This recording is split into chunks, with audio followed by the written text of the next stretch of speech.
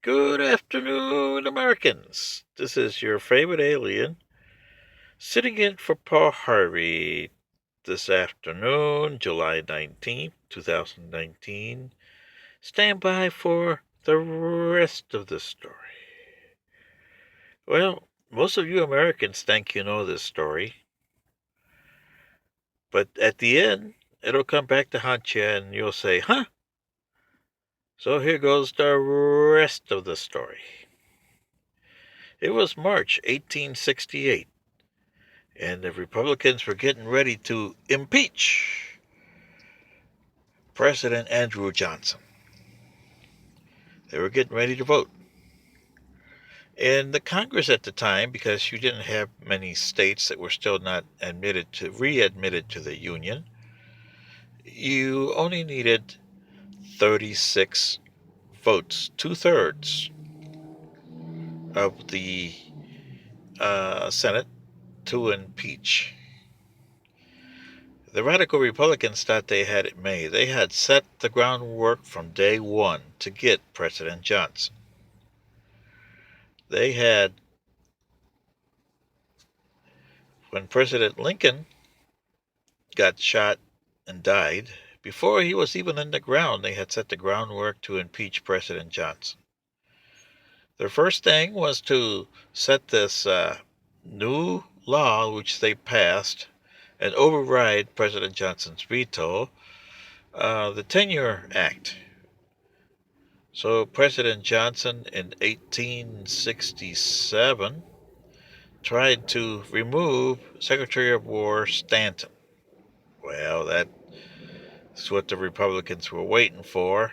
Remember, Johnson was a Democrat from Tennessee. And it was bothering them that he was president, and they wanted to really handle the South the way they wanted to. So they started their impeachment proceedings.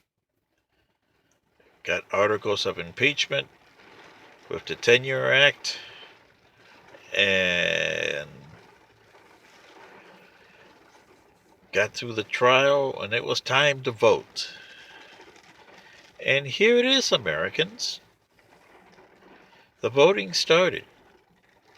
And the leaders of the radical Republicans were going like the Democrats are today. Yum, yum, yum, we're going to get Trump, we're going to get Trump. Yeah? Really? Well, it got to the point where they were realizing that, hey, we're getting Republicans voting no, when they should be voting yes. What's going on here? So it got to the point where you're down 34th senator said, yay.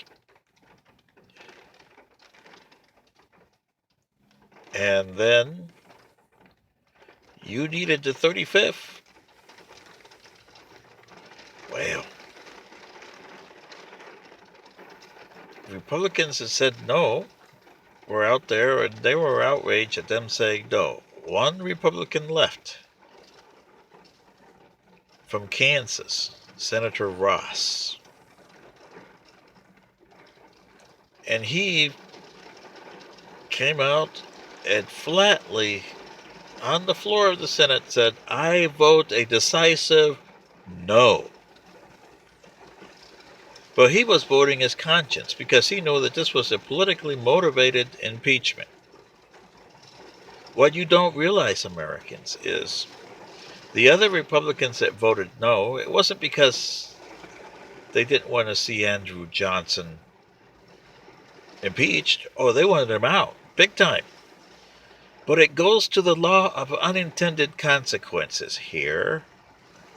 And the problem was that, unlike today's succession, back then you just had the president, and if he died, the vice president took over. Something happened to him, it was the president pro tem, and then the Speaker of the House. So, when you impeach President Andrew Johnson, the person that's going to take his office is going to be the president pro tem of the Senate. Funny thing, too, the guy that occupied that office at that time had a funny name. Benjamin Franklin Wade. And boy, if they would have gotten him as president, President Trump would have been a saint today. That's how bad Mr. Benjamin Franklin Wade was in the Senate. Can you imagine him as president? I sure couldn't.